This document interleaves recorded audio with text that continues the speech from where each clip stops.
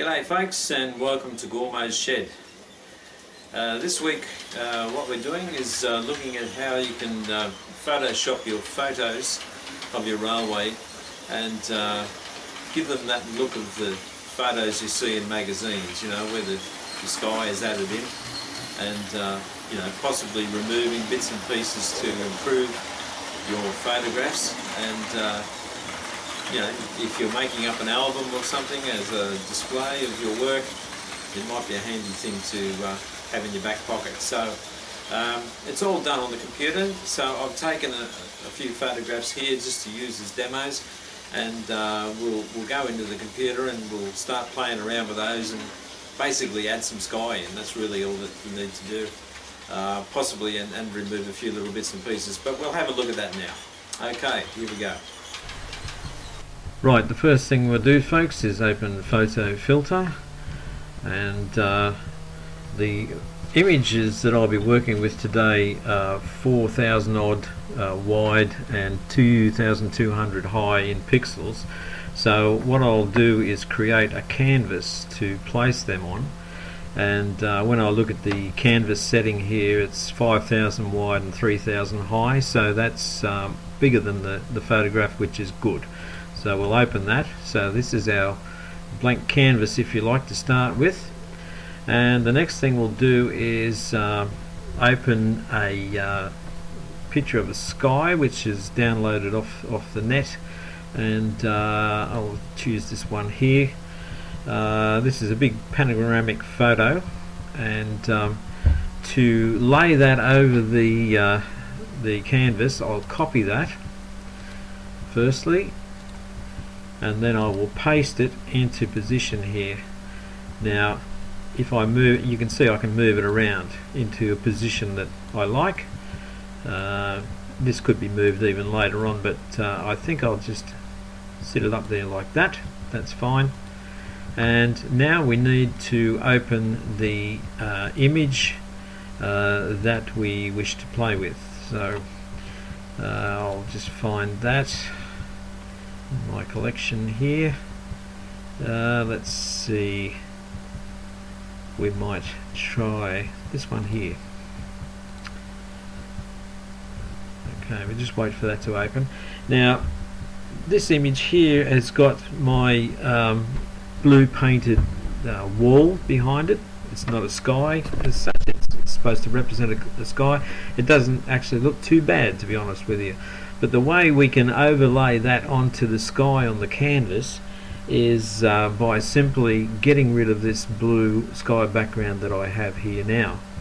Now to do that, I will choose a colour to change the sky into a colour that would not be present in the rest of the photograph, some ridiculous colour like this purple here, and we'll just use the fill tool and bring that into play here, and that fills in most of the area and even in between the chimneys there, but you can see little white speckles here and there, and that's not too bad. We can get rid of those with one of the paintbrush tools. We'll choose that one, and we'll make it a bit bigger. We'll make it about 50. Yeah, that should be okay. And I'll simply go over these white speckles because the paintbrush is set to the same purple that we have for the fill tool, so you can see the spots are disappearing. If we didn't get rid of them now, they'll show up in the sky, although it's pretty hard to see them in the sky with the cloud and etc., but you might see them in the blue bits, and you'd probably eventually want to get rid of them. So we'll just that's not too bad actually. If we make the picture quite a lot bigger, we can do a bit more detailed work, especially in between the chimneys there. So we'll select a smaller brush, this one will do, and we'll just gently clean up those bits there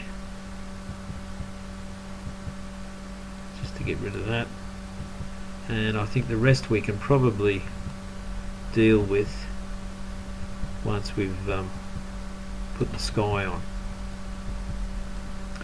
Just get rid of a couple there, the odd one here and there. The bigger you make it, the more you can see. Anyway, The picture's actually going to be about that size when you look at it, so we won't worry terribly about this. Now, to get rid of the purple, or to make that transparent, we now need to go into image and then down to transparent color, and you can see it's already selected the color that we want to make transparent. However, I would set the tolerance to 100%, click OK, and the purple's gone.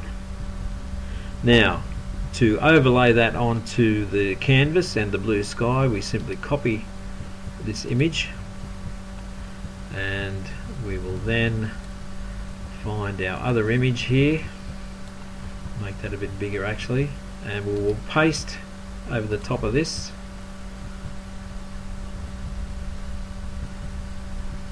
And it hasn't actually gone over the top, so we need to change the order.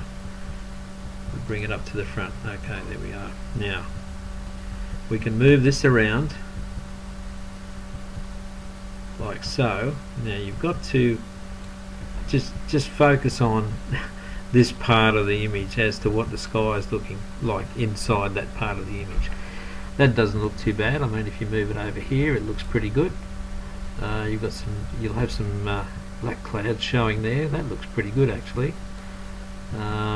We can move it maybe over to there. It doesn't really make a lot of difference. I think I quite fancy that one there. I think that'll do. Okay, so we just click the mouse once again. Now obviously this image is no good to us like this, so I will just use the selection tool and I'll move it right to the corner there of the image, and we will select an area that we want to crop, and this will become our picture. And we lose a little bit of platform there, that's okay. Just a little bit off the side, but we don't want any white bits either showing. I think that'll do. And then we crop the image. Now in the meantime, I'll get rid of this one, and I don't want to save any changes to the photograph. Now there you are. How's that, folks? Looks a bit different, doesn't it? Not too bad at all. Now if you're really fussy about the look of it, I mean, you can see a little bit of white highlighting on the chimneys here. Now you can get rid of that, and it's best if we make it big. We've got a tool here called the blur tool, so I'll just select that, and if I just run that up the edge, oh sorry, before I do that I've got to merge all the layers, otherwise it won't let me work on the image. Right, back to the blur tool. Now if I just run that up the edge of the chimney, it softens those white bits and softens the edge of the chimney pots there, and sort of in effect gets rid of those white bits and just softens it. And we can do a little bit on this one as well, and maybe just a bit on there. Now we'll zoom out again, looking pretty schmick. Now I can see some white bits down here on the horizon on the left, so we'll blow that up a bit and move over there, and I think we'll stay with the blur tool in this case and just gently sort of smudge them out of contention, and it's not too bad actually. Just blur that a bit there, and maybe a little bit on the right hand side here, just to sort of have it a bit less defined. That's not too bad. And there you have it. Now while we're on the subject here with the image, we might try sharpening it a little bit, just a tad, one click.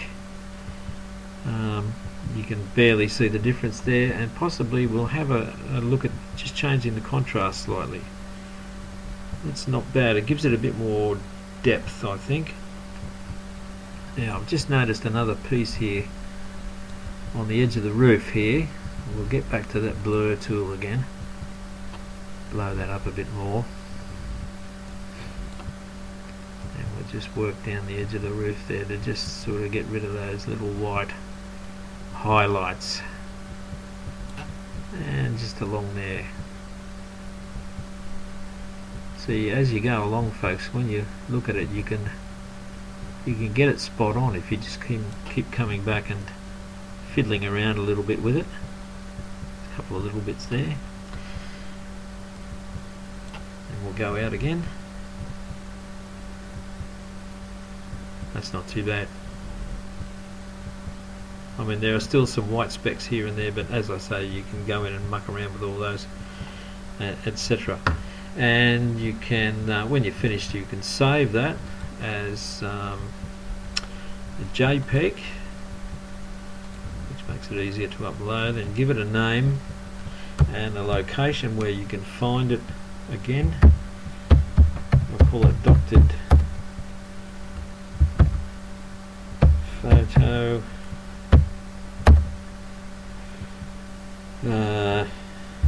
P1. Save.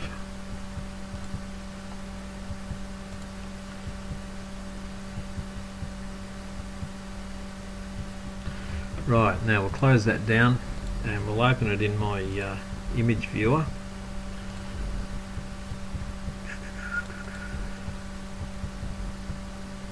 There we are. There you are, folks. It's not too bad. Very sweet. That's all there is to it.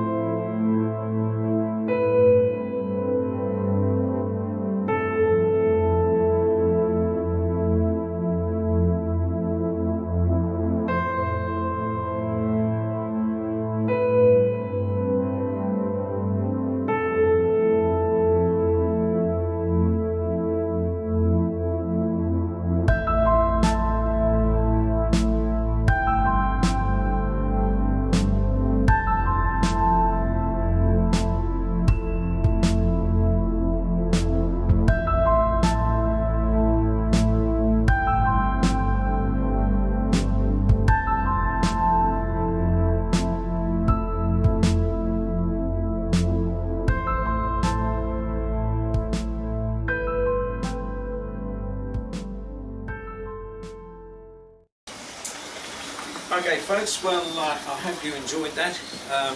It does make a bit of a difference. To me it looks as though once, especially when you add the sky in, it seems to enhance the colours in the actual photograph. Maybe it's my imagination, I don't know.